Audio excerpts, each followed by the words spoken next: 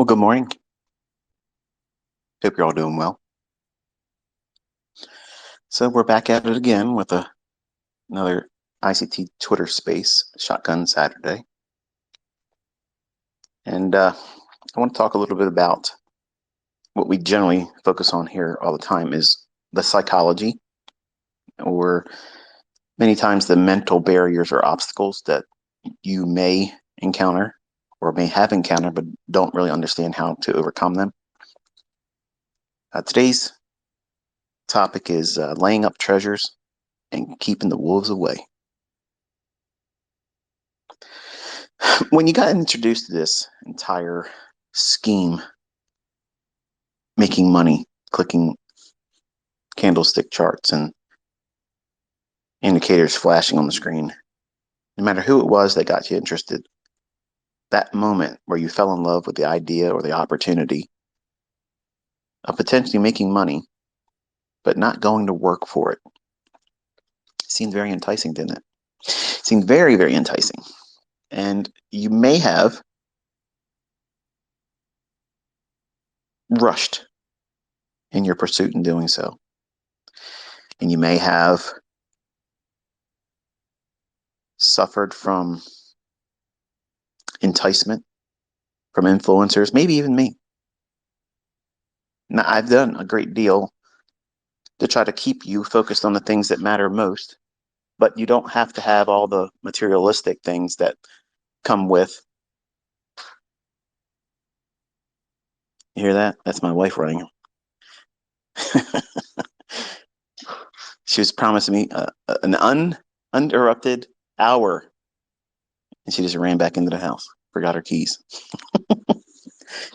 These are one of those moments where I really, really, really wish it was a recorded thing, because it irks me that it's in there, and that little click, click, click is Bailey running around to try to see where she's at.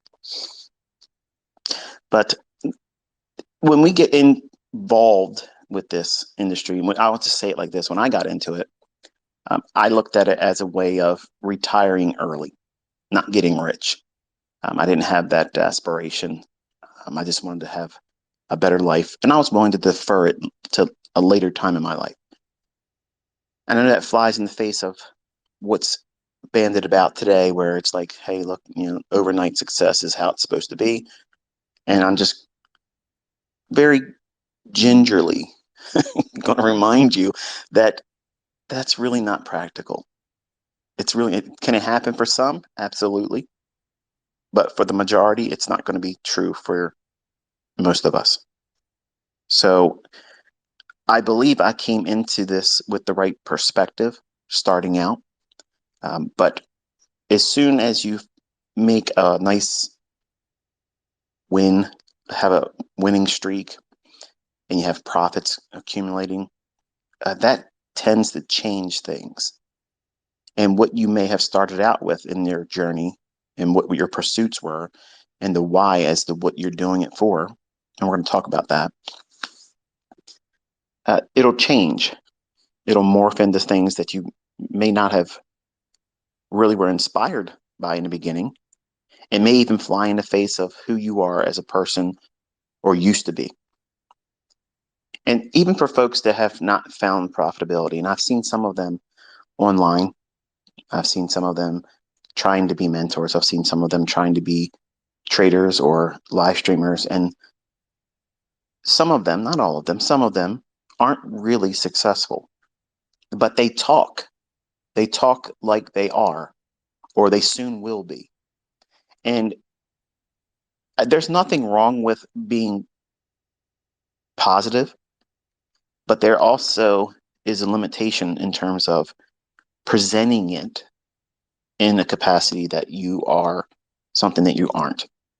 Because what that will do is it'll create this expectation in yourself that when you actually do try to trade, and when you try to do things and take on risk, which is the primary discussion point today, you'll be afraid.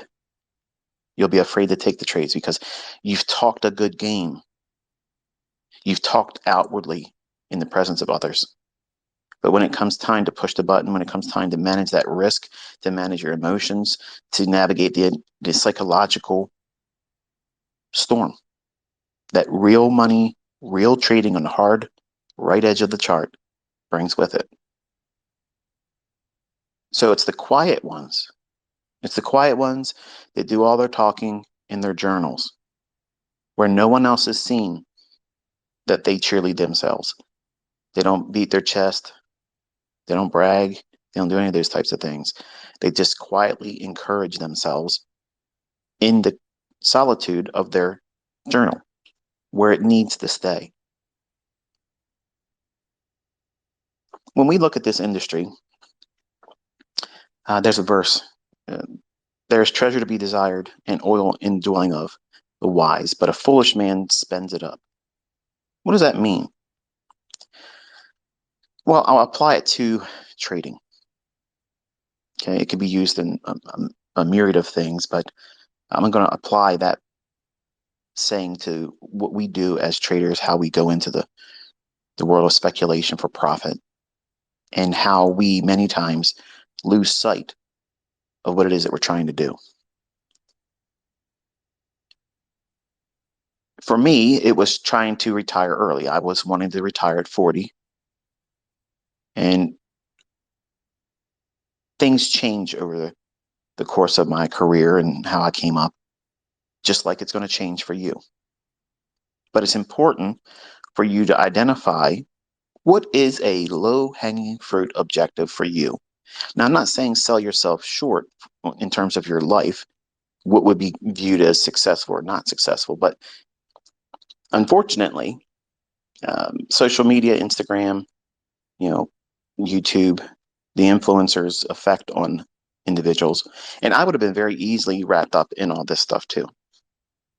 If I could go back in time and think about how I felt, this insatiable need to feel like I was worth something beyond the normal. I wanted to be outside the range of like everybody else. Not because I wanted to be better than everybody else, but because I wanted to feel significant, because I didn't grow up with parents that had any love towards me. So I got my love and nurturing from my grandparents. So I had a chip on my shoulder. So I was using the market as a way of proving myself worth to me and everyone else around me. That was the wrong approach to going into trading. I wanted to win back my ex-wife. I wanted to do things to have other people look at me and want to be me. I wanted to be that person. And if we had social media back in my time, if it happened to be like it is today, where we have Instagram and Facebook and Twitter and all these things that are available to distract us and fill our minds up with foolishness and self-worship and idol worship of other people. That's why I don't like it when you guys call me things like a king or a goat and stuff like that. I don't like that. But I would have been wrapped up in that stuff in 1992 when I first started, if it was available. And I would have fallen victim to it. And who knows what kind of egomaniac I really would have been. And I can see, and I'm sorry if you hear some chawing in the background, that's Piper. I had to give her a bone because there's no way I'd be able to do this Twitter space. And if I step away too far from her, she's going to start whining and crying. So let's get through it the best way we can, okay? But the idea of knowing why you're going into this, what's the purpose? What's the reason why you're doing it? It's for the embetterment of yourself, yes, but there has to be something beyond that. Okay, when you lay up treasure for yourself here in this world, you're thinking, well, I want to have a nice life. I want to live a nice, successful life where I can do whatever I want to do whenever I want to do it. And I kind of promote that mindset. I want everyone to have that, yes. But there's got to be something more to it than that. And for me, when I started doing things for people outside of myself and the things that brought a greater sense of respect for risk, the idea of taking on new risks, was a little bit more challenging when I became a father, because prior to that, I was a cowboy. It was nothing for me to go in there and risk 50% of my account on trades that I had no business being in when I didn't even know how to trade. But when I had my son, Cody, putting aside all the drama that came with how I became a father, that changed a lot of things for me. It changed the way I viewed risk. I looked at things differently. And I thought to myself, when I take on risk, when I try to do something to increase myself, am I exposing him to more risk? Am I incurring more risk or potential of losing whatever I've gained in hopes of becoming better in the view of other people outside myself or him? So becoming a father for me helped me mature in a way that I would have not probably been successful at had I not become a father. So in short and in more specific terms, when I look at taking on risk and I placed my son in the middle of the conversation, will this next transaction make it easier for me to be a father for him? Or will it be harder for me to be a father to him? And for some of you that don't have children, what that means is if I lose money, it doesn't take food from his mouth. It doesn't keep him in a position of being unclothed. It doesn't mean that we're unsheltered. It just means that now my time, my energy, my focus away from the charts will not be able to be on him, because I will be in regret. I will be in sorrow. I will be remorseful for the things I've taken on in terms of risk. So it dilutes my attention as a father. Now I'm applying it to this real experience I have for myself. For those of you that are listening that don't have children, you don't have anything that is dependent on you. It's just you. You're a young person, and you're living a life that's free of all that. In many ways, I envy that, because there's a lot of emotional turmoil that come with managing children, even adult children that don't want to listen. And you have to find that reason to not just, I'm willing to take the risk because if I lose, I'm still young enough I can make it back. That's how everybody starts in this industry. You can come in with all the greatest intentions of following, risk no more than this much and don't overtrade. That's all fine and great until you start pressing the real button. Not a demo, not a funded account challenge, where the money can actually come out of your own hands. When that money comes in and out of your account, the weight behind that is not something that could be easily explained away. It has to be felt, it has to be experienced. And the worst thing that can happen is you get lucky in the beginning, because you think you're laying up treasure for yourself, and it becomes so easy to think that it's always going to be easy for you. I'm just going to keep stacking up my emerald bricks of dollar bill, y'all. Pick out my next thing I want to spend money on. Pick out my next destination I want to go travel to and experience and put on my Instagram. Laying up treasures for yourself, after a while, and it's very, very short-lived, nobody cares. At some point, no matter how profitable you are, at some point you're going to reach that level where, yeah, I make money. Yeah, I'm doing well, but how many cars can I buy? And how many new things do I have to buy to keep people interested in me? And then you discover what I discovered in my 20s, that nobody really cares. They don't really care about you when you do that.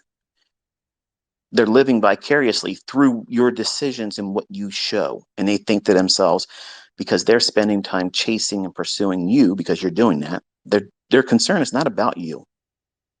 The concern that they had about me on America Online was not generally about me, but I wanted to believe it was.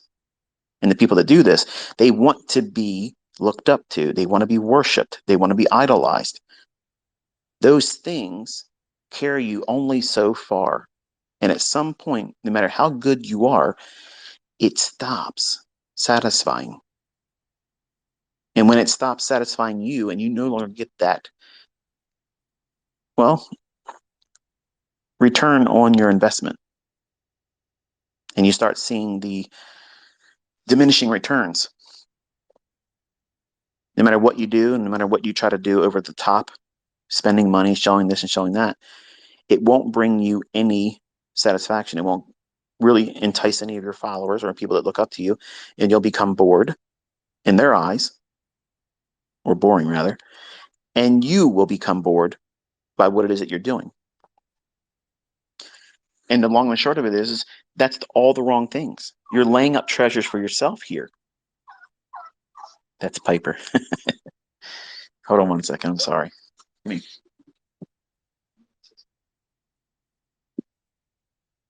too big. Can't eat that. Oh.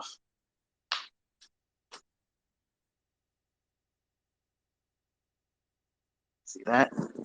AI doesn't have a puppy to take care of. A lot of people still think I was an AI. I'm a real guy. Real distractions, real family, real stuff. But when you have this pursuit of laying up treasures for yourself, that is such a short-lived journey of success. Because at some point, there's just simply nothing else to do. And that's an unfortunate state of mind to be in, because I found myself that way in my 20s.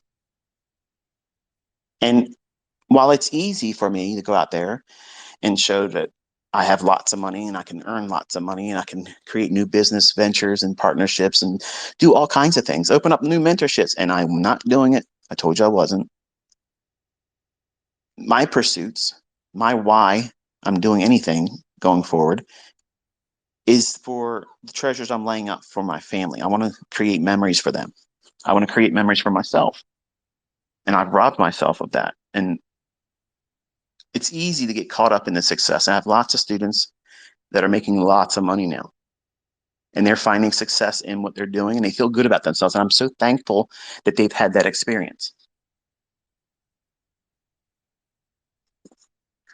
But I don't want you to think that that's all there is to it. Because at some point, if you don't have a child now, you might become a parent later on. And then all of a sudden, you're going to have a greater sense of respect for risk. Because if you found yourself in a position of prominence or affluence, and then you have a child, now all of a sudden, because you are equipping them with a lifestyle that would be above the average lifestyle, you don't want to risk losing it. You want to make sure that they are able to be kept well, provided for. And I found that was the case for me. I didn't want to do anything to upset the apple cart. I wanted to make sure that, when they were raised by me, that I wouldn't be in a position of lack like I was when I was younger. I know what it felt like to be sleeping in a car with a 1-year-old or less than a 1-year-old. I know what it's like to be homeless. I know what it's like to have no roof over your head, no money in the bank. I know what it feels like to have a seized bank account and having to file bankruptcy. I've done all those things before. I've done that. I've lived all that before. And when you have children, or for some of you that are listening, when you have a why that it's outside yourself, you do things for other people. They may not be directly related to you. They may not be your offspring. It may be that you want to sponsor the less fortunate. That's an admirable thing. It should not be broadcasted. It should not be out there say, I support this, I support that person, I'm doing this and I'm doing that, because that's your reward then. I'm trying to do this, folks. Piper's got every noisy toy going on in the background. I apologize. But you have to have some kind of sense of reason, some purpose beyond and outside yourself to do this. Because if you don't, you will take blind risk. You'll do things when you're bored. And if you've listened to the student that I just retweeted the interview of, one of my students that was a mentorship student, Alex, he actually mentioned something that was kind of like the inspiration for this Twitter space today. If you listen to him, before I get into it, I want to correct him real quick. Power 3 was not invented by Larry Williams. Power 3 was my interpretation on how to correct his lack of understanding about how to buy below the opening price on bullish days or sell above the opening price on bearish days. So I'm not sure if there was a language barrier there on his presentation on the interview or in my discussions while he was learning, but Power 3 is mine. But he mentioned when he was doing his interview, he said that he would say many times he would find himself in the trades, taking trades and wanting to lose.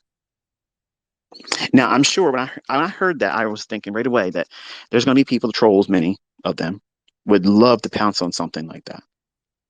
And if you look at the presentation from a whole and then try to apply it to yourself, you probably understand really what he means, but don't really want to admit it. And here's my interpretation of what I believe he was trying to say. And I have experienced it myself, and I've seen other students do the same thing. I'm wrangling Piper right now. She's by herself. We have obedience school that Scout's a part of today. And Piper had hers the other day, so we have to separate them.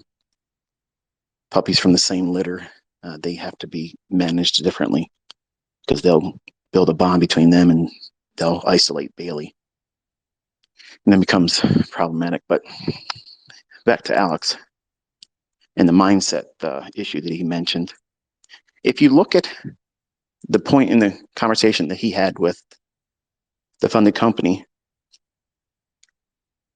he says that he would be in trades and he wanted to lose because he wanted to be spending time with his girlfriend. What that actually is, it's a form of punishment. And it's the very thing I'm talking about today. When you're trading and you're trying to build wealth, you have so many other things that you have to balance in your life. You have to balance your personal life, if you have children, if you have relationships. And if you find yourself in a position where you're trying to take trades and your mind is elsewhere, your mind is on someone else, your mind is on your child, boyfriend, girlfriend, significant other, spouse, your job, maybe your pursuit is trying to get out of having to go to work. That's admirable. But what if you are in a position right now that doesn't promote the clarity for you to be trading because you have to maintain your employment until you find a better job? Or if you're on the rocks with your employer and you might be losing your job soon because of performance issues, or you didn't do something right. Bear with me 1 second.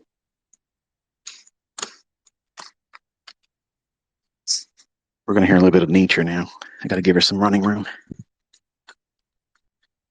But the idea of these distractions, like you're seeing me have to encounter and manage while I'm doing this live presentation. Yeah, it takes a great deal of focus to trade. And for me, most of you, I'm easily distracted. I have short-term attention span, and I wrestle with a lot of things. If you are in trades or taking trades, or you find yourself taking trades and entertaining the idea that I'm probably going to lose on this trade, but what the hell? I'm going to just roll the dice and see what happens. And you're finding your thoughts linked to something outside of the market or the chart you're in. You're not respecting the risk. And what you're doing is subconsciously punishing yourself because you know that your time should be spent that thing, person, that event, whatever it is that's making itself known to you while you're in a trade, how do you deal with that? Well, you close the trade. You stop close the charts.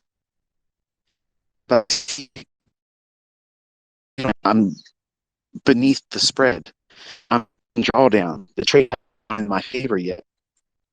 Just wait. No, because you know what's going to happen. Your mind is distracted. You're looking at things with a clouded mind. And subconsciously, you're wanting to lose. So that way you don't feel guilt without purpose. I'm going to say that in a better way.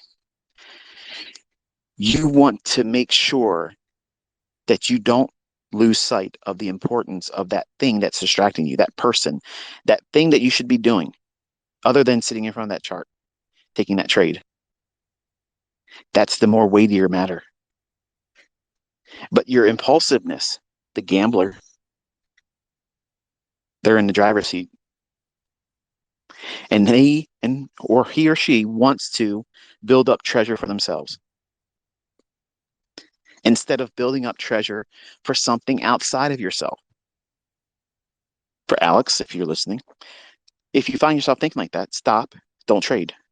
Only trade when you know that you're doing it to make a better life for you and your significant other. You're going to find that your trading becomes so much easier to manage the risk, easier to manage psychologically, because you're taking the risk soberly. It's not you that's just going to lose the money. It's you and your significant other. It's you and your child that you're supporting, and it's dependent of you. Put it in perspective like this. If you had a 1-year-old child, just learned how to walk, there's this little, they don't know anything. They don't know their left from their right. Would you encourage them to go out there and run around in traffic? Of course not. It seems like an extreme, right? But essentially, that's what you're doing. Many times as a trader, you're encouraging bad habits because you're not focused. You're trading for all the wrong reasons. And you're trying to store up treasure, laying up treasure just for yourself, where if I lose it, it's not a big deal. If I lose this account, if I blow this money, if I fail my funded account challenge, if I lose my funded account, I'll just reset it. That is a piss poor approach to mindset. That is absolutely the worst mindset that you can adopt or start forging. You have to be diligent about risk at all times, and you have to elevate the respect of that risk to a degree that will prevent you from trading impulsively. Otherwise, the wolves come in. What's a wolf? Trying to keep up with the Joneses. That's an expression we say here in the States. What that means is someone has something in terms of a track record. They've done something monetarily. They bought something. They went somewhere. You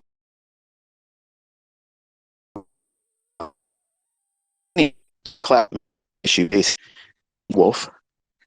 And what does a wolf want to do? Come in and devour, steal, like a fox in the hen house. They want to take something from. You never see a wolf come in and say, hey, you know what? You look like you need something extra. Let me drop you off something here at your door. Don't work like that. Cats seem to do that, though. I was watching a video the other day. So this cat kept bringing its master whatever it found, either dead or caught. I've never seen that with any dogs. Maybe they do it too, but I digress. But a wolf, you got to keep them at bay. They come in to steal, kill, and destroy.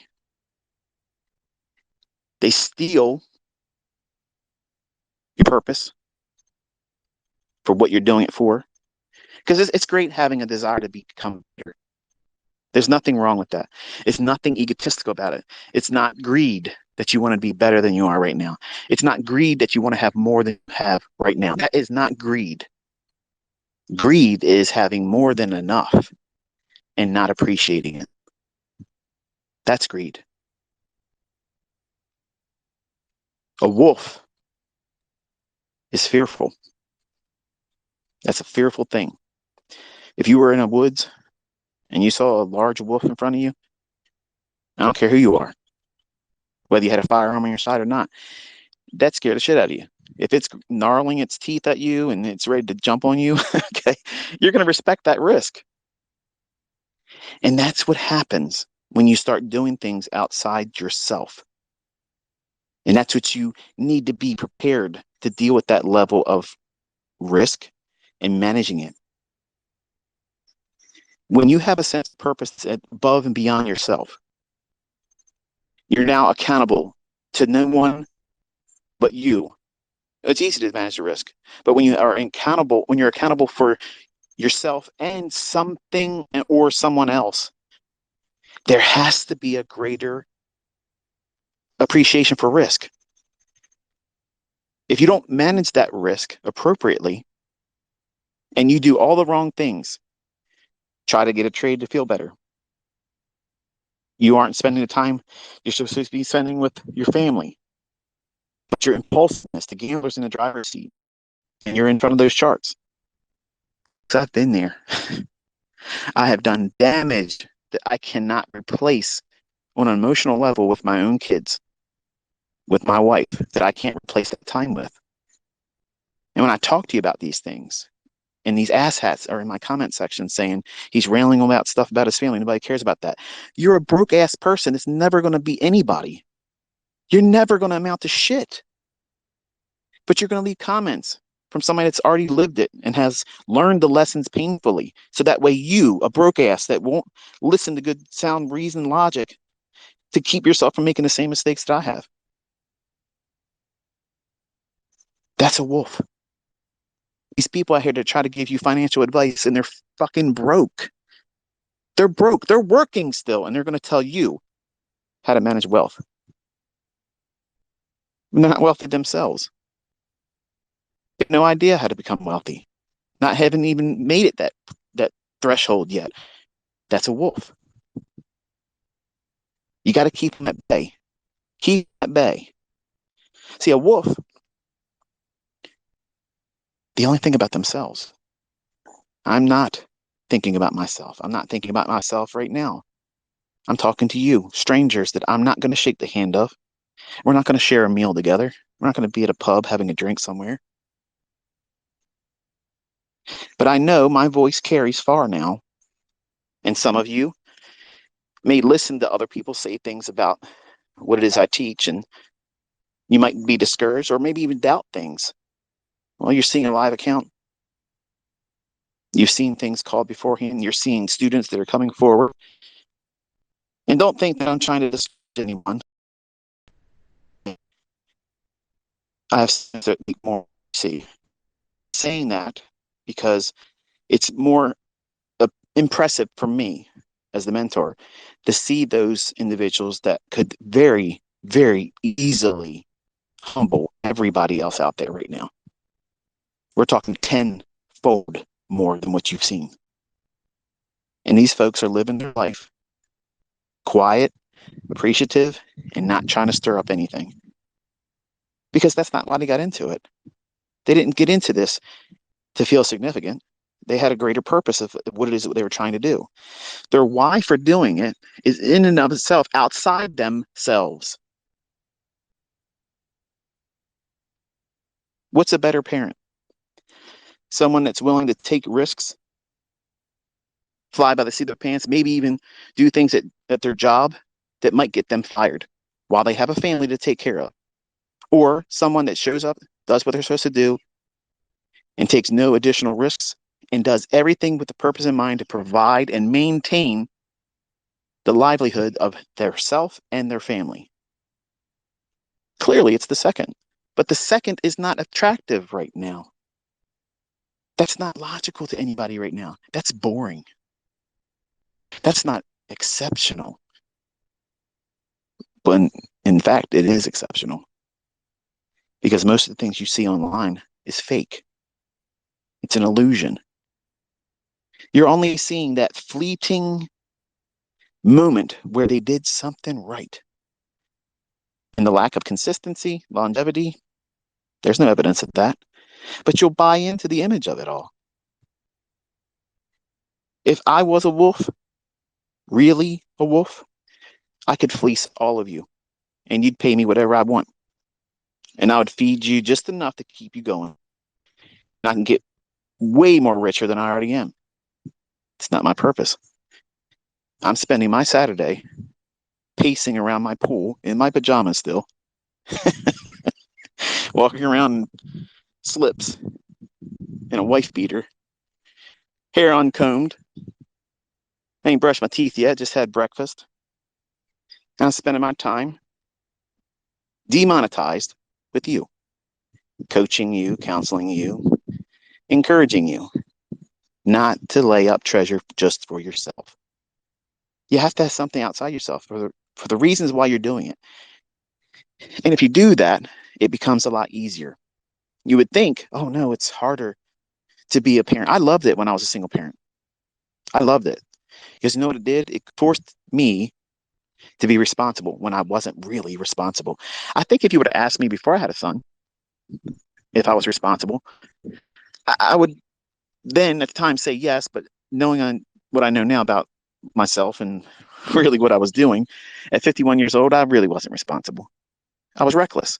I was doing everything with wild abandonment, just pursuing some greater experience than I had the last time. And when I lost my wife, I wanted to be a womanizer because I felt that, I needed to do that to make myself feel better and to prove to everybody and other women that I'm worth being with. When the things I was doing was not something a woman would want to be with. I was not monogamous. I jumped around, slept in beds, and slept with married women. That's nothing to be proud of. I'm not bragging. I'm telling you, some of you put me on a pedestal. I'm not a saint. I've made bad choices as a human being. I've made terrible decisions and choices in my personal life. And I'm talking to you because money will cloud your vision and you won't see the mistakes you're about to make. These things carry deeper scar tissue than losing money in a trade. I promise you, you have no idea the sense of remorse and regret that holds deep grips on me that I've done to myself that were self-inflicted because I didn't know any better. No one sat down with me and told me this is what you should have done, this is what you shouldn't have done. I was reacting emotionally and impulsively, thinking that I needed to do that to replace the pain I was going through, the lack of self-respect or self-worth that I had when I was a younger person. But you don't hear that now. When I'm talking, everybody says I'm arrogant. Everybody says I'm overconfident. Everybody says I'm a prick. That's because I've learned lessons that enable me to have this mindset. I'm not afraid. I know I can go out there and make money. I can touch anything and make it gold. But because I can doesn't mean that I should go out there and flaunt it in front of everybody. And you shouldn't either. That's a wolf mentality. Look at me. Yours is for me. Mine is for me. That's a wolf.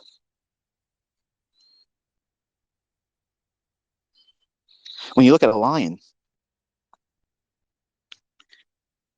when a pride goes out and hunts, they don't go out and kill in the lion that has the death grip on the throat of the gazelle or whatever it may be.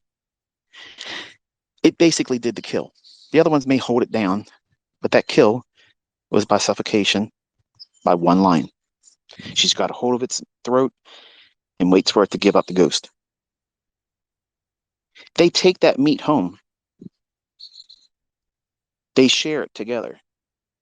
So they take on the risks of going after that prey, not for a single purpose of feeding their one single belly, but that purpose is the same mindset that you should have as a trader.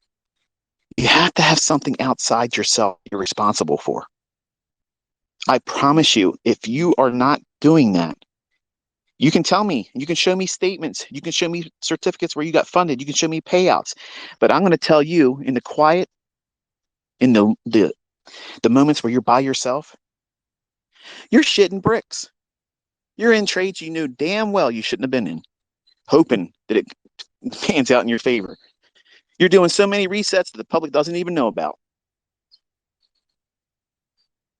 That's the real you. And you're getting caught up in the idea of showing an illusion. Here's what I did. Look at me. When you just take a step back and say, what have I been doing right now? Up to this point, what have I been doing? Have I been doing things that are for the betterment of something outside of myself? Am I leaving something behind? For me, generational wealth is important, more so now than it's ever been, because my children aren't equipped yet to be able to manage the difficulty that the mental aspects of trading bring with it. They have amazing weapons at their disposal, but they have also young minds that are very, very impulsive, just like yours, just like mine was. Think about it. When you join the military, Air Force, okay, do they just let anybody just sign up and go in there? Hey, jump in this Raptor, fly it around, do whatever you want to do, try it out, take it a spin. No, of course not. Why? Why wouldn't they want to do that? Because it's worth a lot of money, and they can hurt themselves and other people in collateral damage. So there has to be some growing that's required and maturity. And I'm hoping that my children will grow into a greater appreciation for what it is that's available to them. But just because they have the ability to have enigma, recklessness, over trading, trying to be in there before it happens, trying to predict the setup, not take the setup. So there's a difference. We can anticipate a setup, but you're predicting, oh yeah, this by the time I enter, then there really will be a reason in there. You know what that feels like. You've been doing it for months, blowing accounts, trying to do it. Because you're taking on risk in and of yourself. The why that you're doing it is just you. And while you lie to yourself and say, I'm comfortable. If I lose the account, it's no big deal. That is a piss poor mentality. Every single account, every single transaction must carry with it a great respect for risk. Because what you're doing is no different than someone that goes to Las Vegas with their life savings and pisses it away. Flies back home and wishes they never had the idea of going out there in the first place. Because they got lucky one other time. They went with their life savings this time. They put it all online and said, hey, I'm going to take the gamble. I'm going to take that bet. I'm going all in. And then the flop doesn't work out for you. And everything you put up is gone. You can only do that so many times, folks. With the skill set that's not quite there yet, it's easy to quit. It's easy to quit when it's like that. And you deny yourself opportunities that are before you. There is treasure to be desired. And you can take this and turn it into something beyond your wildest dreams. Or you can destroy everything with impulsiveness. Doing things that you shouldn't have done. Thinking about things you shouldn't have been thinking about. Worrying about emotions that have no basis for being in the process of what it is you're trying to do.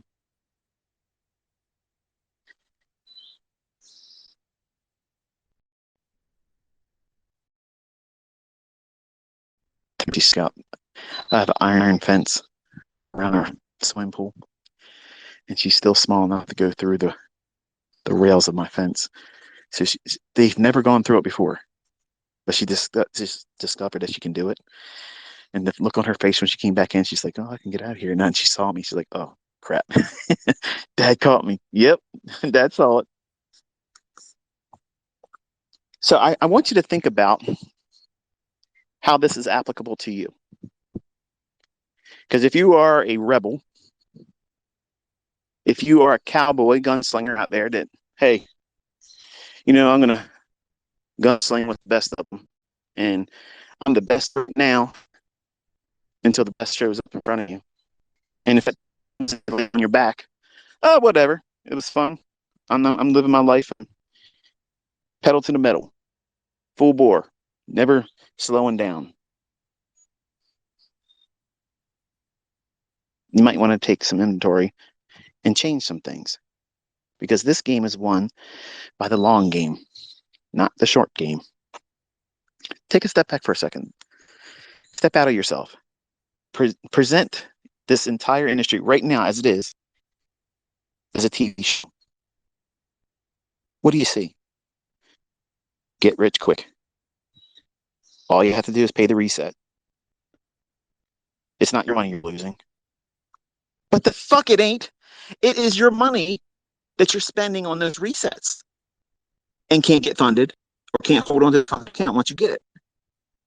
So that bullshit is absolutely honest. What are you doing with it? Are you being a good steward with that money? How could you possibly expect to be rewarded with more when you can't even manage the little that you work with right now? And you think something magical is going to happen when you get funded? Something magical is going to happen if someone laid down a large sum of money and said, hey, we don't know that much about you, but here, manage this for us. That's pipe dreams. I don't sell that here. I talk to you in a manner where I want you to take stock in it. Think about what it means to you.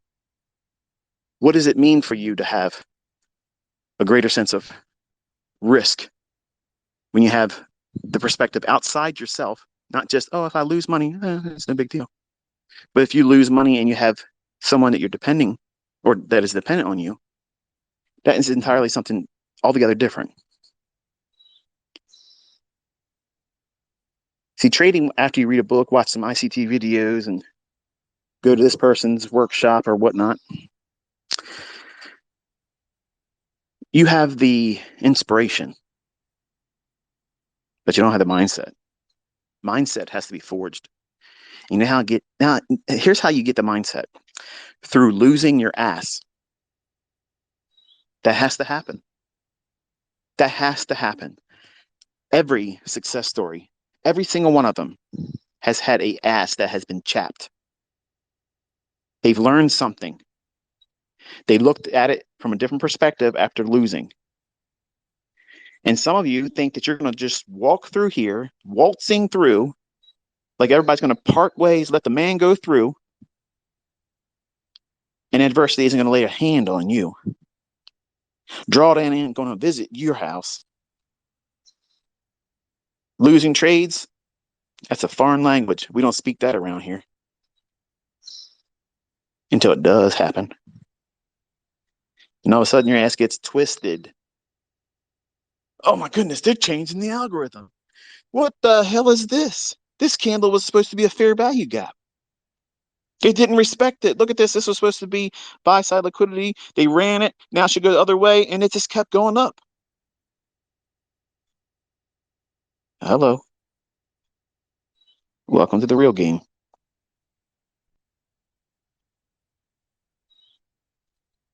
Mindset. Psychology. That's what these Twitter spaces are all about. It's not me bloviating nonsense to the broke asses that want to comment. These are people that want to tell you, don't waste your time. But they're going to work on Monday, making less money than you probably do at your job because they're miserable. Or they're selling something that can't get sales with, and they're miserable.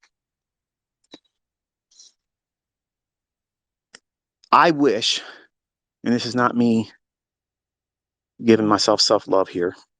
I'm not bragging when I say this. I wish that I had the resource that I'm making available to you when I started. I swear to God Almighty, I wish I had it. Because I did not have any any navigation laid before me where this is what I shouldn't do, this is what I shouldn't do. I had to learn through pain. And by God's grace, he then stepped in. He joined the chat. And I try to talk to you in a manner where maybe it is uncomfortable. And you should be thankful that it is. Because the greatest life lessons come through pain. It doesn't come through the feel good moments. Think about it. When you have a feel good moment, when you have a good winning trade, pay attention, folks. This is the part that really matters. Just won something. Got a nice trade. Got funded. Got a payout. Woo! Feels good, don't it? Yes, it does. Yes, it does. Little pig, let me in. The wolf shows up. You forget about how good it felt to do that and what you did to earn it. And you got to run. You got to run. You get to that next opportunity. You need to get inside of another house. You got to move. It's moving day. The wolf's on your ass. We got to move. My brother, he's got a better house than me. I'm going to trade what he's trading.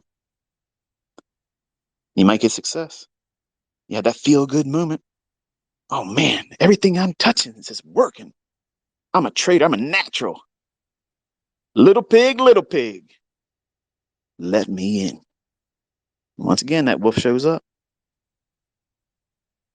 Oh shit, you and your brother, your trading partner, your study partner, ICT students, we got to go. It's time to move. It's moving day. My brother got a YouTube channel. He's doing this with smart money concepts. Let's go. You run on over there. Oh my goodness, look at this. Win, win, win. Little pig, let me in. Something different about that third one. See, he had foresight. He didn't make a house out of straw where the wolf can come in and blow it down. And the second brother didn't make his house out of straw. He made it out of wood and sticks. A little bit more sturdy, a little bit more rhyme and reason in his trading plan. One more PD array. But still not quite enough. They had to run the big brother's house. Good old IC fucking T. His house is made out of brick. And the wolf can't come and blow that bitch down. Keep on knocking, motherfucker, because you ain't getting in. In my house, we all eat, and we're not eating. What's different? Experience, foresight, preparation. Majority of you want to get out there and you want to build a house of straw. That means I want to get funded and get a payout because that's the visibility that you have. That's all you have right now. Give me shelter from the storm. Might get wet still, but it's better than being outdoors. Outdoors is working for a living. The 9 to 5 rat race. Everybody wants to get out of that. I don't give a shit how much money you make. Some of you have a little bit broader perspective, but not quite as far as it should be. It should be with a great deal of preparation for adversities. So you might say, okay, you might be that second little pig where you see other people out there rushing to get paid out. You heard some Twitter spaces like this in the past by me, and well, it's going to be something different about the way I do it. I'm going to look past that. I want to get to the point where I can buy a fancy car. Because it's not just a payout then. I have a goal. I'm going to go out and get myself a Lamborghini. Going to get myself a McLaren lease.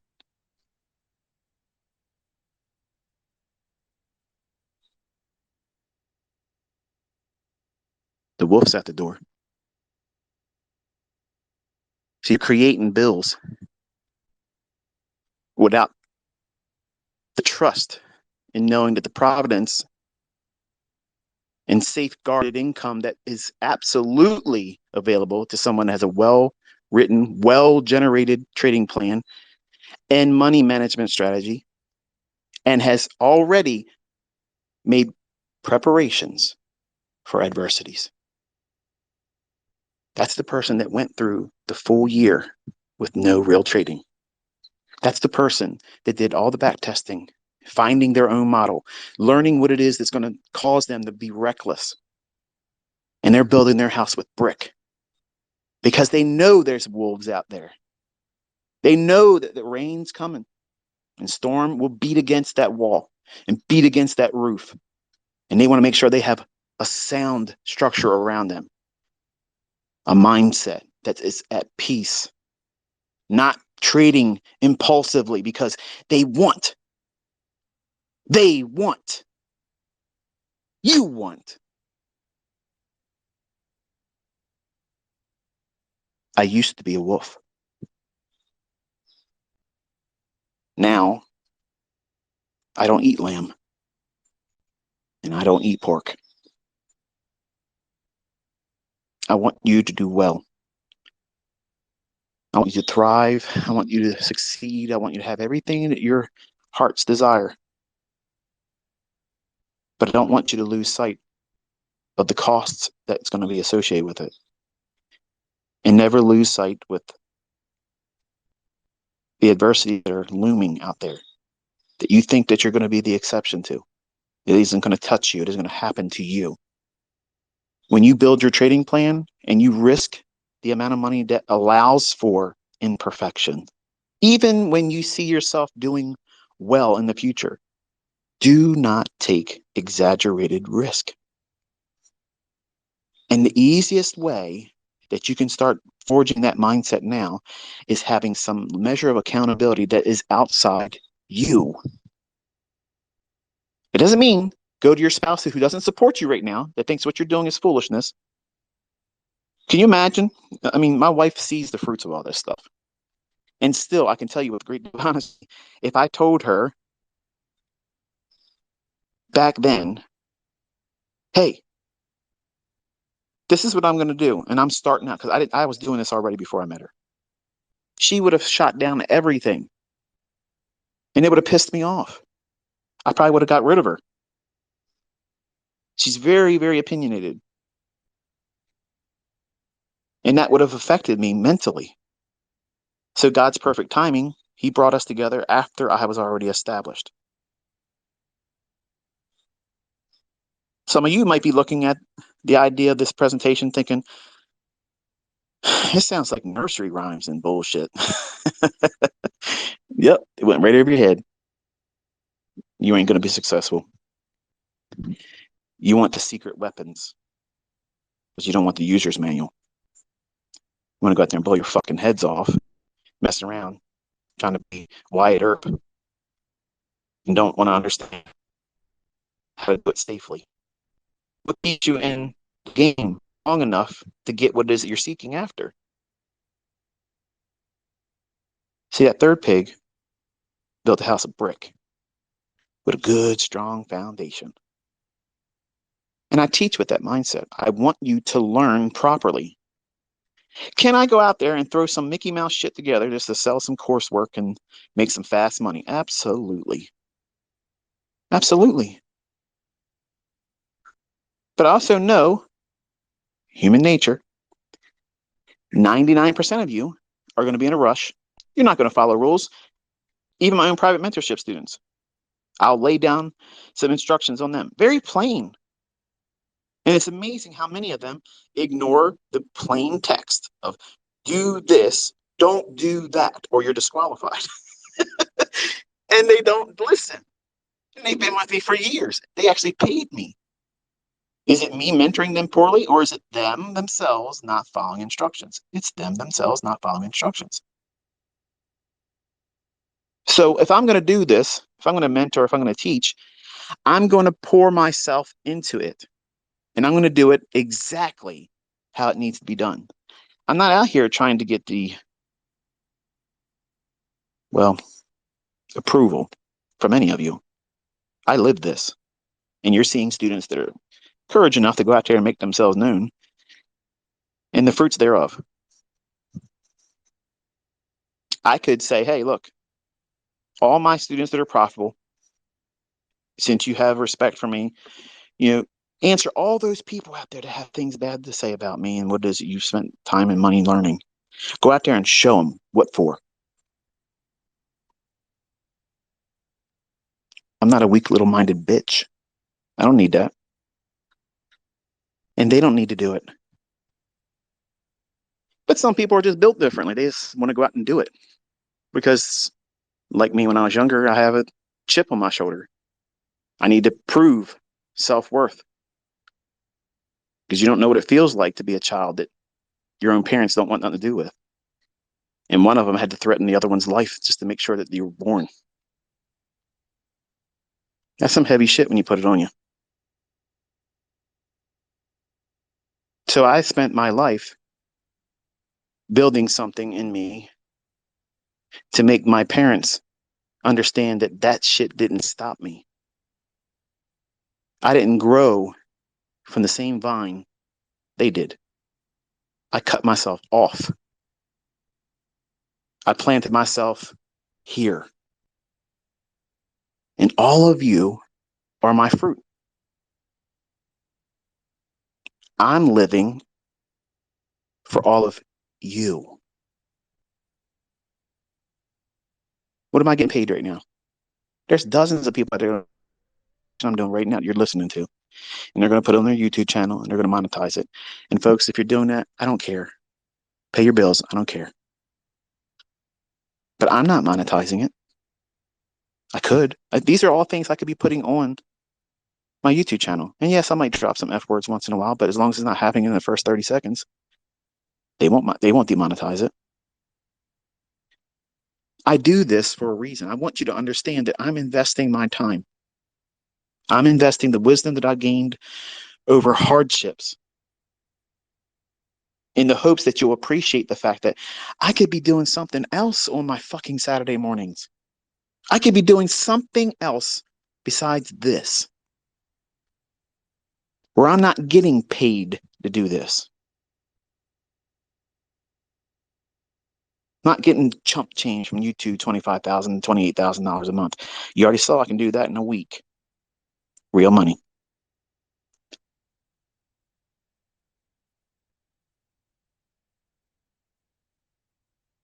Some of you stand in your own way. And you don't understand when I'm trying to ask you to take stock in yourself. What is it you're doing wrong? That's an uncomfortable thing to pursue and try to investigate. What is it you're doing incorrectly? All of my personal students that are profitable, they have done that. And they don't hide from it. Ask any of them that are making fucking real money. Hey, what did you struggle with most? What do you struggle with still today? What was your greatest learning experience? What are your weaknesses? They're easily answering you what they are. They're not like these fucking misfits online, hiding like they don't have any weaknesses at all. Only showing you wins, only showing you the sweet stories, showing you shit that mentorships and coursework sells will yield them in terms of profit. The real people, the ones that have really gone through this process correctly, they didn't lose sight of what makes them go off the rails. And sometimes they may still wrestle with it. That's the reality of trading. Think about it. If you strung all together all these Twitter spaces I've done since I started doing them, and let's just say I was writing a book, and it was everything I said in these Twitter spaces, but composed inside of a textbook. What not to do as a trader and how to think correctly. That's a brilliant title. Nobody's buying that fucking book. Nobody's buying that book. Not 1 person's going to buy that book.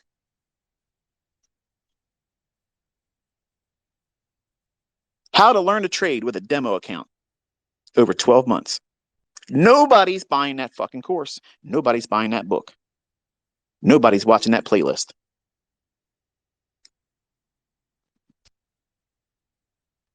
But that's the real shit. Everybody that sits in and listens to these Twitter spaces, you have exactly what's required because you want to know how to think. You want to know what's going to derail you. You want to be counseled. You want to be encouraged. I'm not showing you a chart. We're not even talking about the open, high, low, and close. We're not referring to any specific setup here. We're talking about what's going to be the definitive ground bottom of the road. This is down to the brass tacks, down to the chrome. What's the success or failure in you? You. It's always you. And some of you aren't equipped to accept that fact. You think it's going to be, well, it's going to be convenient for me to blame ICT because he doesn't trade with live funds. Whoop, something's wrong with that fucking excuse now, isn't it? It's going to be real convenient to be able to blame this market today. Well, I told you don't trade this day. Oops. It's going to be real convenient for some of you to say, yeah, I tried to trade that ICT bullshit. I watched a couple videos. To be honest, it was probably 3 of them. Never took any notes, but this guy talks too much. He's full of shit. So that's the reason why it don't work. Well, that's you, buddy. Half-ass Allen ain't going to make it in here. Half-ass Allen is not going to make it in this industry. You have to pour yourself into it. And you have to have a greater purpose in mind that is not limited to just you. When you're accountable to more than just you, you're going to trade differently. You're going to think about that risk differently. You're not going to say, fuck it, man. It's 15 contracts if I blow the account. It's just a reset. Shit, it's easy. They're doing discounts now. Let's just go at it. What's the worst that could happen? The worst that could happen is you're creating this mindset that, well, I don't have to be all that diligent about what it is I'm doing. I can roll the dice like I'm at the casino. And if I get lucky and have a lottery win, look how cool it's going to be if I show my payout on this big exorbitant amount of money that wasn't acquired by skill. Listen, folks, people win the lottery all the time. There was no mental acrobats that require of them to be able to do that.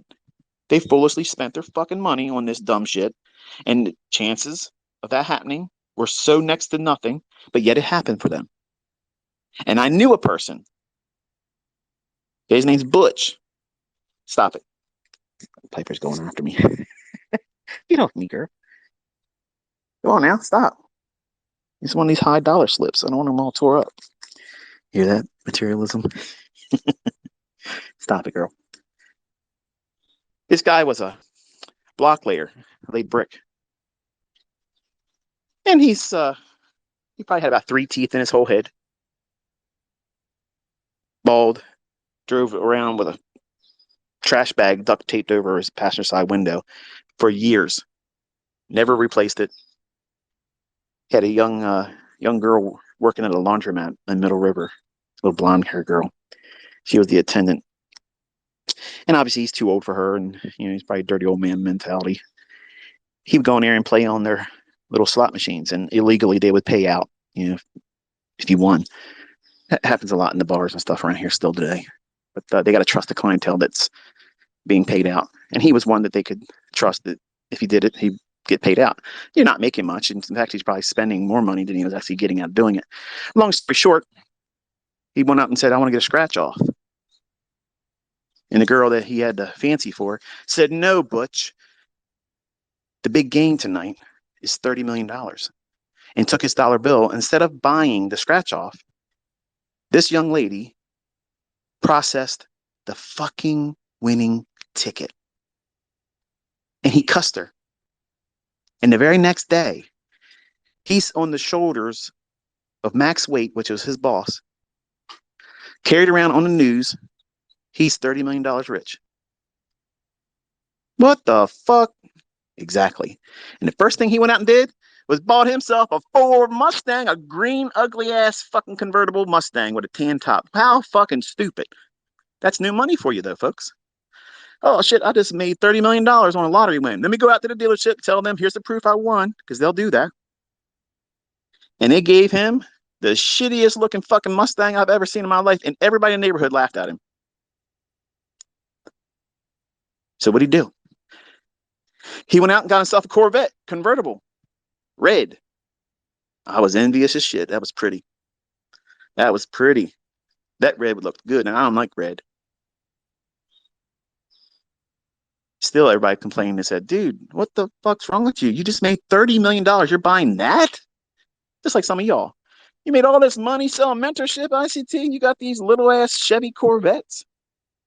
Where's your big dollar cars?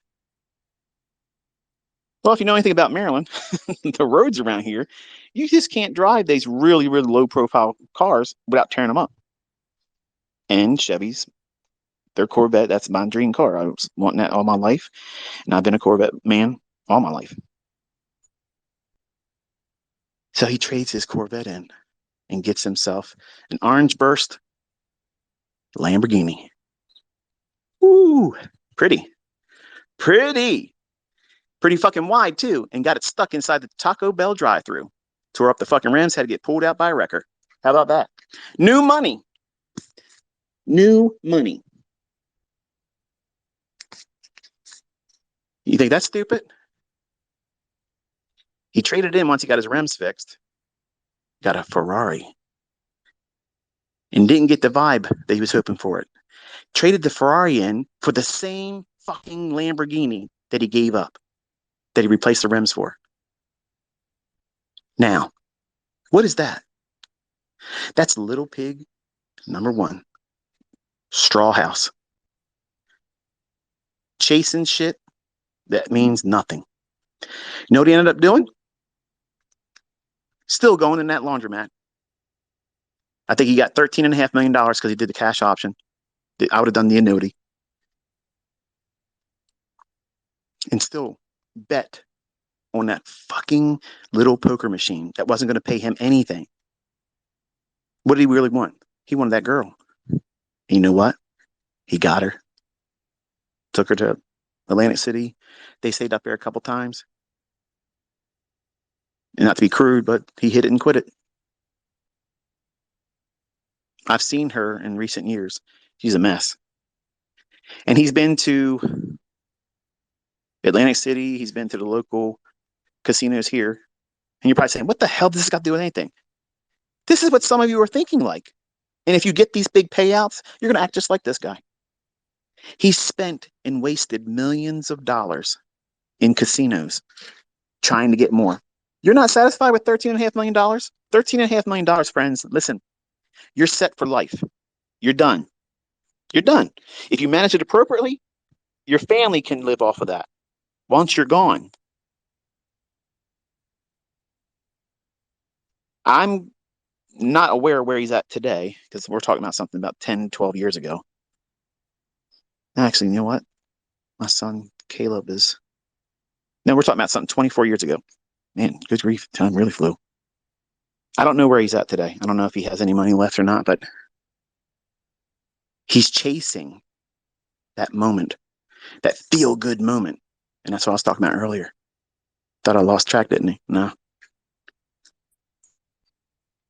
When you have a win, when you have these success stories, they're fleeting moments. They only last momentarily and they're gone. They're gone. And you have to go out and try to get something else, something new, some new candy to share with your friends. But you got to keep the bigger piece for yourself because greed. But you want everybody in the neighborhood to say, wow, look at Tommy's bike. Shit. I wish I had a bike like that. Wow, look at him, man. He's dressed out. Look at his drip. Shit. His kicks are awesome. I'm going to get a pair of them. I don't care what I got to sell on Hawk. I'm going to get that. That watch. Look at that watch. Wow, he spent that much. Man, if I had a watch like that, people would really respect me. Let me tell you something, folks. I have watches that cost more than anybody that's an influencer in YouTube finance for Forex or futures. I have watches that cost more than their fucking houses, okay? I don't need to show you that. Who gives a shit about that? They're not good investments. When the shit goes upside down, that watch is going to do nothing for me. Nothing. My Corvettes aren't going to do shit for me. The money in the bank ain't going to do nothing for me.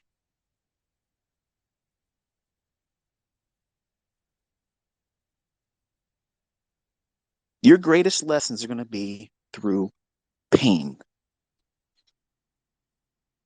For the atheists in the crowd, if God was real, why does he allow suffering? Because we are stubborn and we don't want to listen unless it's hurting. You know you shouldn't smoke. You know you shouldn't eat fast food. You shouldn't be eating McDonald's horse shit. Ain't even food. And you know it ain't good for you. You sit down in front of a physician, they'll tell you you shouldn't eat that stuff. It's bad for you. Yeah, I know, doc, but in moderation. Moderation to you is every fucking other day. Then all of a sudden, fast forward, you got bad health. You're overweight, cholesterol off the charts, blood clots, everything. You got everything wrong with you. Now, all of a sudden, now, because you got chest pains, now because you can't walk across the floor a little bit before you're winded, now you want to listen to the doctor's advice. Good doctor, please give me the good news. Give me some good news. I need to feel good.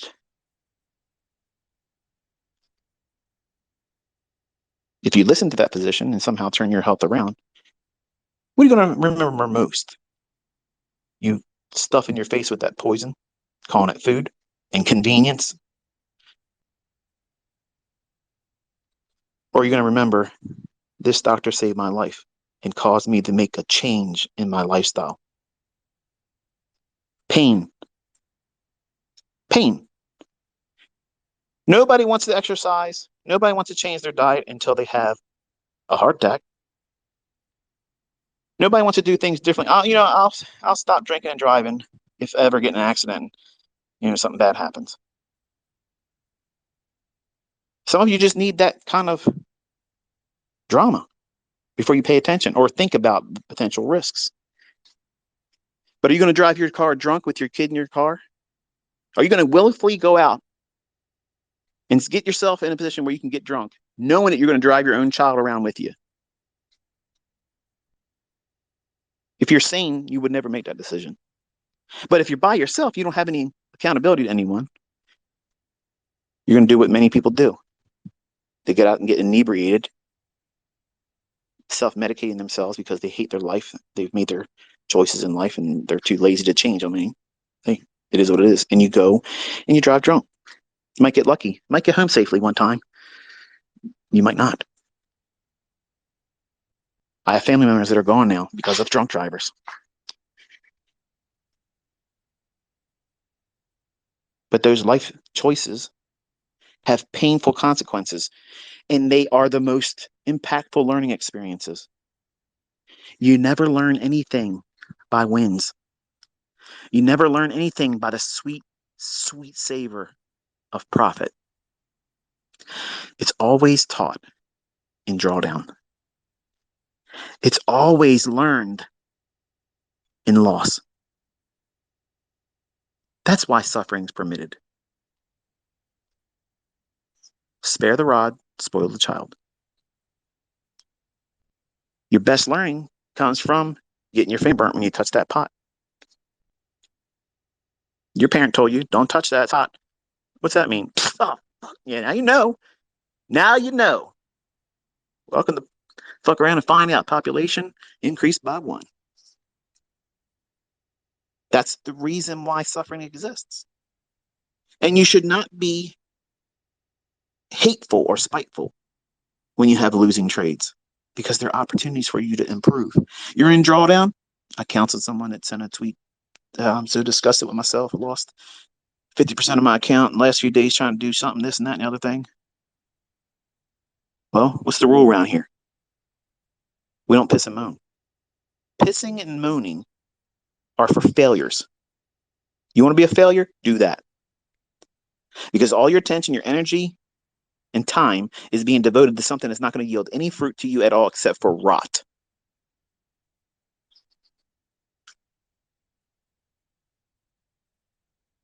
Embrace it. So, you know what? I don't have it figured out yet. I'm not discouraged. I am excited. I'm excited how I'm going to take these piles of shit that I just simply wait around and let them calcify and become hard, and I'll use them like a fucking stepping stone, and I'm going up. I'm not going to struggle. I'm not going to wait around in this shit. I'm going to just sit still, and that shit will harden up and step on top of it, just like cement. It'll carry you to a higher plateau. You can always buy new fucking shoes later on when you can afford it. Right now, it is what it is. Everything is temporary, folks. Everything. And success, if you allow it to be, it too can be temporary. You don't want temporary success. You want to have a life experience where you have so many milestones that you can look back on and say, at the time when I was walking into this and it was happening to me and I was feeling the pain and the struggle, I felt like it was the end. I had to quit. But something inside me said, you know what? This is a learning opportunity. It's just like a bad day at work. You still got bills to fucking pay. Suck it up, buttercup. You got somebody that's depending on you. You don't have a child? Okay. You do. It's your future self. Are you trading with your future self in mind? Because you probably aren't. You're recklessly gambling.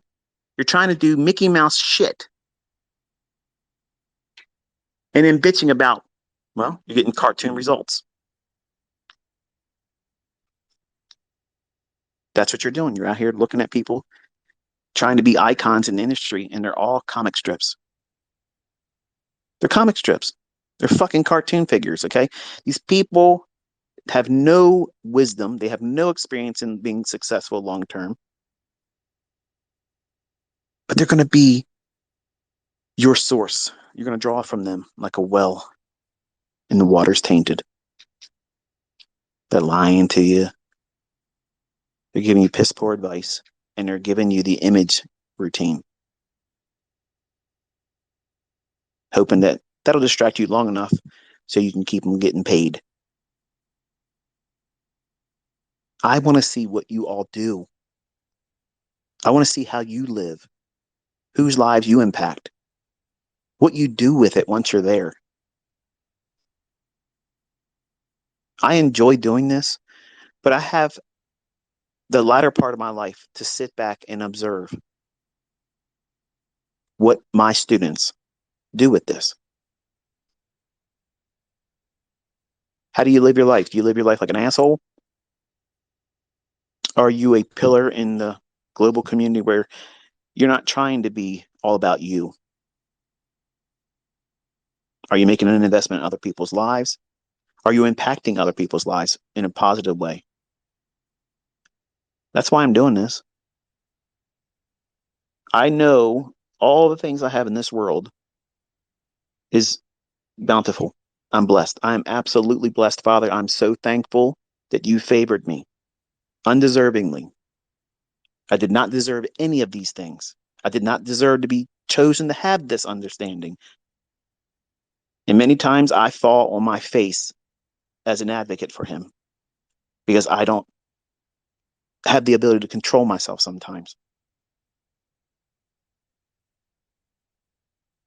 But I don't think that he chose me foolishly. He knows my heart, he knows my intentions.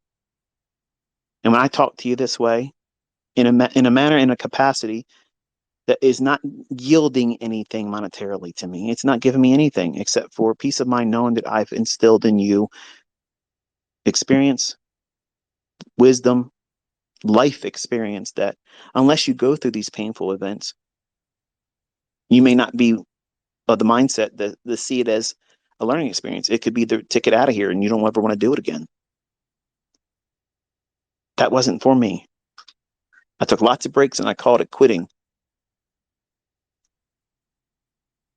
But there's a lot of wrong ways to do this stuff. And it's always packaged as the easier shortcut. There is no shortcut. There's no way around the hard, one step in front of the other journey. It's Piper chilling up a pair of swimming goggles. My son Cameron's going to be upset about that, but it serves him right. He left them on the ground. I told him to pick them up. Life lessons. He'll remember that now. He paid for it with his money. You're a terrible father. You're letting your dog chew up his thing. Save your parenting advice. I have children that aren't doing what I want them to do. Hardship is a lesson. It's a good taskmaster. He's not going to want for anything, even though he has to go out and buy another pair of goggles. So anyway, there's a lot of wolves out there that are wearing sheep's clothing. They look gentle. They look approachable. I want to go over there and pet that sheep. This person over here, real quiet. The only thing negative to say, they're always positive. Buy my course, buy my bullshit. Are they really what you think they are, or are they a wolf? I don't know. That's for you to determine and decide and experience on your own. Throughout this life, I've been a lamb. I've been one of those little pigs, and I've jumped from one thing to the next. And I live in a house of bricks now. It's rooted in my faith in the creator who obviously made this accessible to me. Because if he didn't want me to have it, I wouldn't have it. I would fail in front of all of you. And I wouldn't have anybody doing anything with the transferable knowledge that I've made available to all of you. And I know what my reward is because I live my life through helping all of you. It's not always easy being out here in front of you like this where I'm unfiltered. Many times, and today's not one of them though, but many times I've cringed at my presentation, and some of you like those the most. I don't like them. They're embarrassments to me. But I did very, very um, my best. I did my best today to try to stay on focus and try not to go off the rails. I did a few times, but I was able to pull back in. I wanted to do a whole lot more, believe me. But I think there was an audience that heard what they needed to hear today. It may not be for all of you, but it's okay. And like I said, Alex, he inspired this one today with his comment about how he wanted to lose, and that's self-punishment. And I want you to think about that in closing. I want you to think about how if you're in the trade, if you're about to take the trade, and you know that you should be somewhere else doing something else, don't trade. Because your mind is not going to be on following price action. You're not going to be following the institutional order flow. You're not going to be checking continuously if the signatures are supporting your trade idea. You're going to be thinking about, I wish I'd have done this. I better take care of this. As soon as this trade's done, I'm going to go do that very thing. But right now I got this to worry about. And then all of a sudden your subconscious rises up and says, you know what? You need to learn some humility today. And you allow it. You invite it. And you encourage it. Knowing at that very moment that you know that you have lost the plot. You know that that trade is next to 100% going against you. It's not going to pan out. But what do? You stay with it. You stay with it. You're applying the mindset that you should subscribe to when you are following your rules and your model. You're applying it there. See how the miswiring in your head is? It's self-inflicted. You need to elevate the purpose behind why you're trading a specific model that you trust, that you've seen the fruits of it by back testing. Does it really exist? Some of you don't believe it. You just hear me say it. And if I say it, then it must be the truth.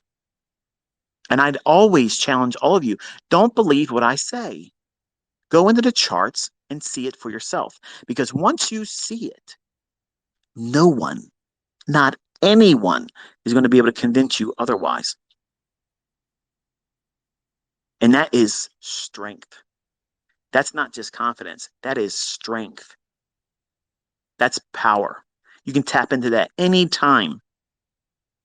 No one can strip that away from you. No one can take it from you. No one can rewrite it.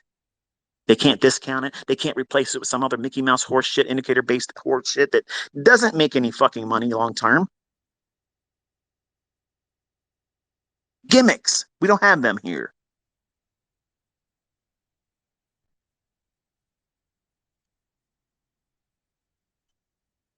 You have to find your purpose for following that model. And when you know what it is, the same way that you can hold on to a losing trade and have the conviction to hold on to it, come hell or high water, I don't give a shit what these fuckers do. Market maker this bitch. I'm not getting out. How about that? Oh yeah, you going for my stop? Fuck you. I'm taking it off. I'm going to show you. Well done. Well done. 35% drawdown. Well done. Nobody could have done it better than you. Man, look at that. No one's doing it like you. Yeah. What happens if you really listen? What happens if you really, really listen and you put some measure of accountability on yourself? Now, I'm not talking about stressing yourself out. I'm talking about real accountability where you're doing things for the purpose of not only in bettering yourself,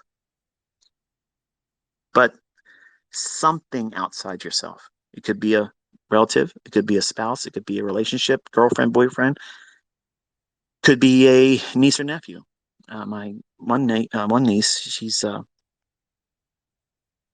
a foster home, and it's my wife's sister who had way too many children for all the wrong reasons and doesn't have any of them now. She lost custody of all of them. And you probably say, this is too much personal stuff. No, it is what it is. But she has two daughters, um, two different fathers, and they grow up in a household by white folks, and they're biracial. They're beautiful girls. They're absolutely beautiful. White people want to have the color of their skin. Okay, they're absolutely lovely. They're pretty.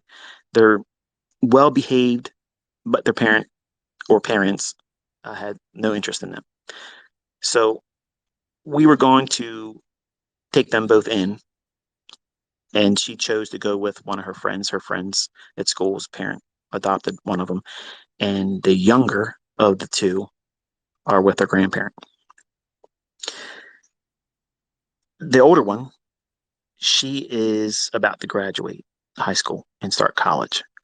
And you know me, I've done always said college is a scam, okay, and you're not guaranteed a job outside of the college.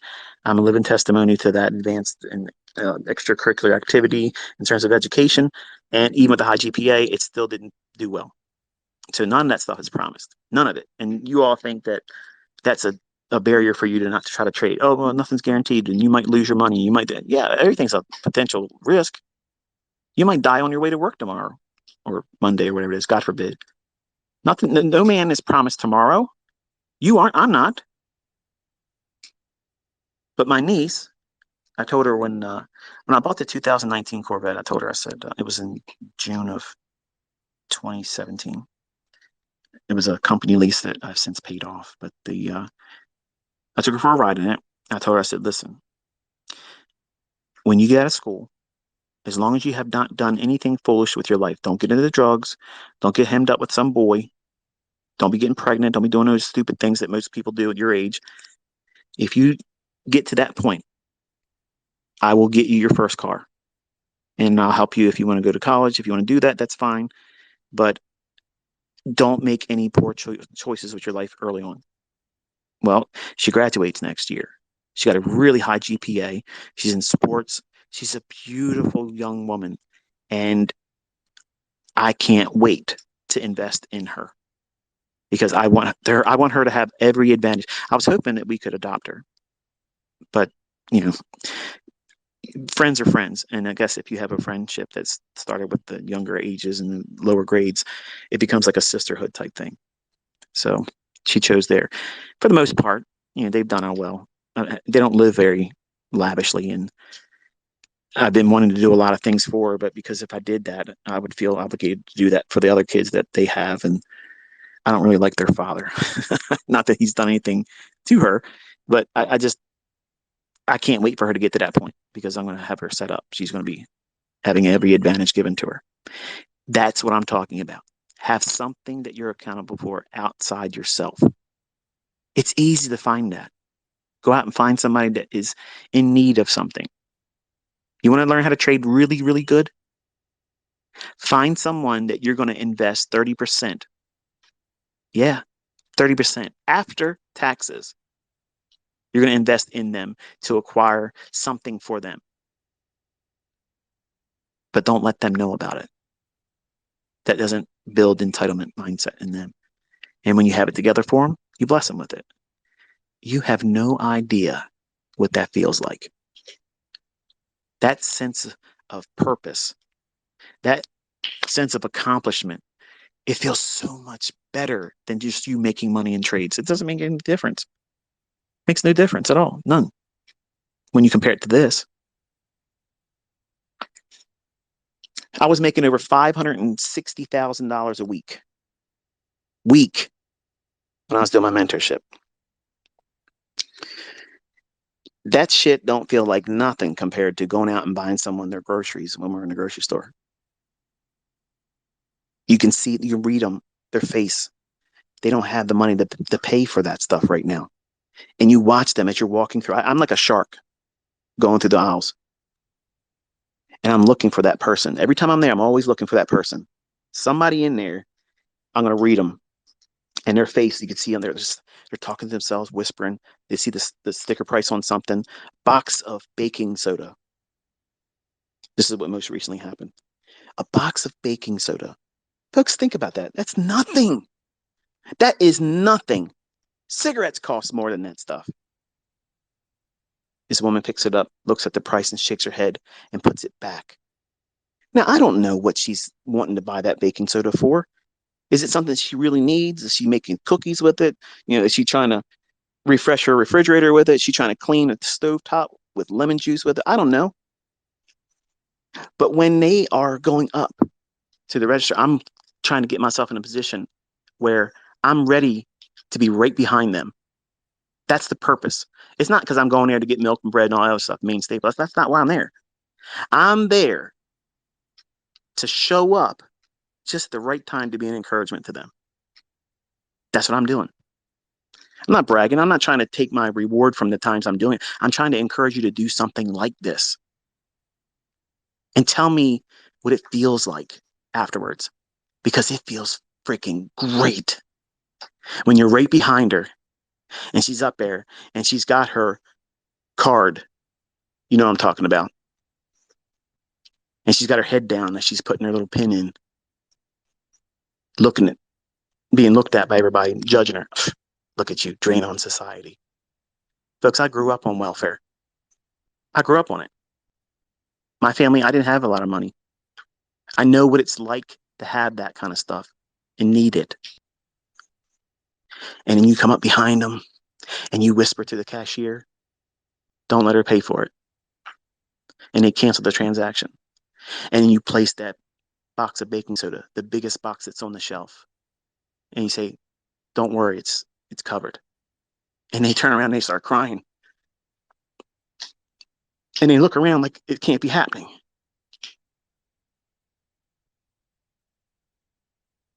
If you trade, if you try to succeed to make more for yourself, that's all it'll ever be. And you'll never be satisfied. No amount of money is.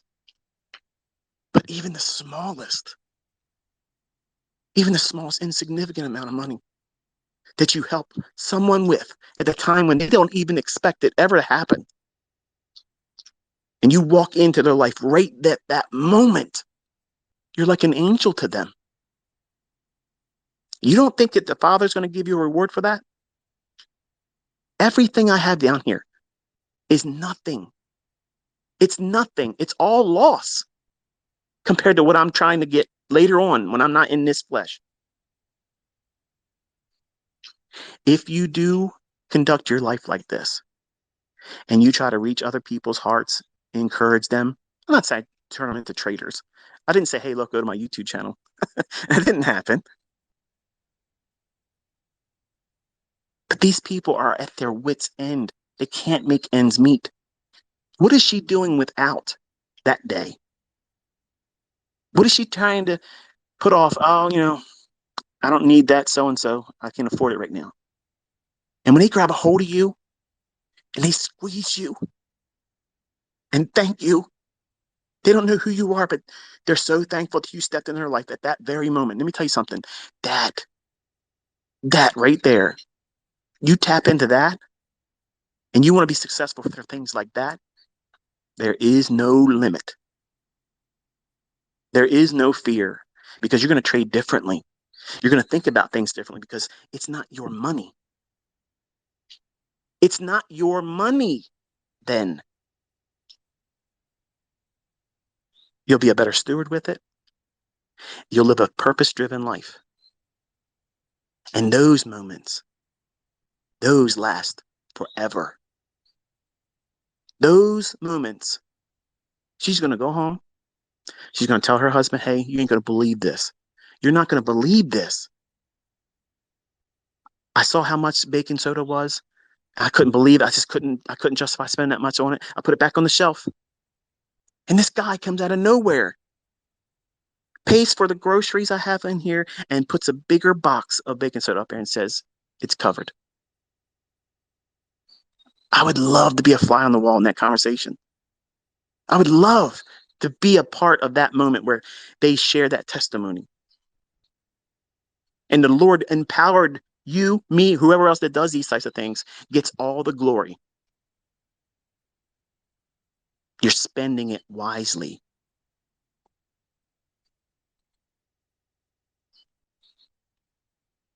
So I want you to think like that. Think outside yourself. Because it's really ugly when it's just about you. It's not sexy. It's not cool. It's not encouraging. It's disgusting. There's no fruit in it. It just looks good outwardly to people that think it is worthwhile. But when you buy nice cars, trucks, boats, RVs, homes, plural, that stuff wears off real fast. And that's why rich people that keep buying stuff all the time, they're miserable because they have no purpose. They serve no purpose in this world except for self-gratification and what people think of them. And I'm leaving right before I become bigger than I want to be. I'm already really too big for my britches in terms of the attention. I don't like all this attention. And I want to make sure you may not be able to hear me. There's a couple jets going over top. Give me a second here.